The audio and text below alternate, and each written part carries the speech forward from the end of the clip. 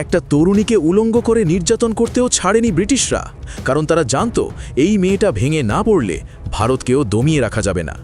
আগের পাঠে আমরা দেখেছিলাম মাত্র 18 বছরের নীরা আর্য দেশ বাঁচাতে নিজের স্বামীর দিকেই বন্দুক তুলেছিল, একটা গুলি, যেটা বাঁচিয়ে দিয়েছিল নেতাজি সুভাষচন্দ্র বসুকে আর ভারতের স্বাধীনতার স্বপ্নকে। এই পাঠে শুনুন তারপর কি হয়েছিল। ব্রিটিশরা সমুদ্রের মাঝে সেলুলার নামক জেলে বন্দি করে, যেটাকে বলা হতো ব্রিটিশদের কসাইখানা। সেখানে চলত নির্মম অত্যাচার, মারধর। তবুও তার মুখ থেকে বেরোয়নি নেতাজির গোপন ঠিকানা, কারণ সে জানত নেতাজি বেঁচে মানে দেশ এখনো লড়ছে।